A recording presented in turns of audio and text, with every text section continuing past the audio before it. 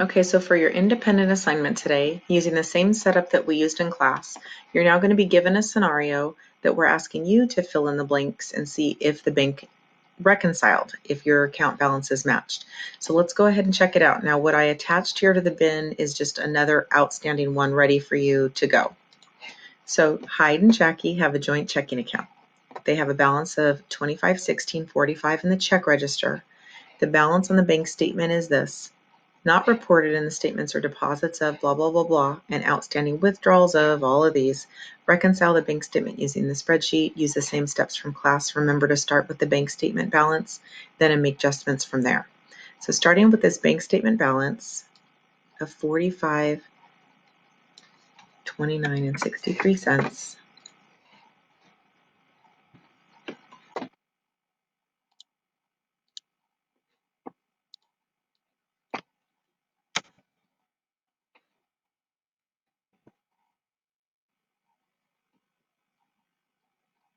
Let me just make this key one for you guys.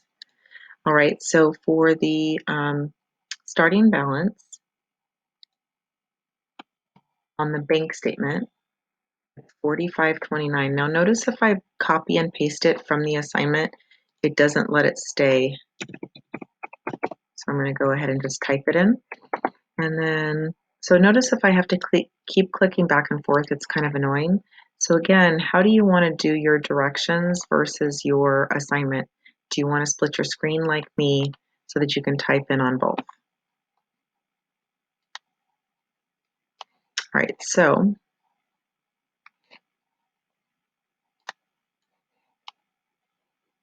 outstanding deposits of 1,200, 455.12, and 142.33. Outstanding checks, or withdrawals, I should say, are 27.63 and 14 cents, 47.49, and $1,000.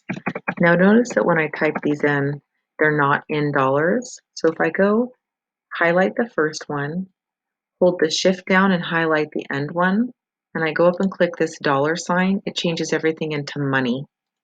So now I'm going down to the totals row. This is where we enter the formulas using the sum function. So I can either just type in equals sum, or I can go up and find the sum function with the summation symbol here. So it wants to know which cells I want to add up. So you can go select the cells and hit enter, or you can type in the actual values. You can say equals the sum parentheses of cell A3 to cell A5. Notice the colon in between. So let's do it that way this time. Equals sum parentheses of B3 to B6. Now notice how it highlights where I'm going, and I've gone one too far on accident. So I'm just going to go back and make it B5. Enter. There's my total. Now, what was my check register balance? 25.16 and 45 cents. Let's type that in. Notice again, these aren't making dollar signs. Oops. Sorry, I meant to type that over here. 25.16 and 45 cents. 45.29. Let's make these dollars. I'm just highlighting the first one, holding down the shift key and highlighting the end.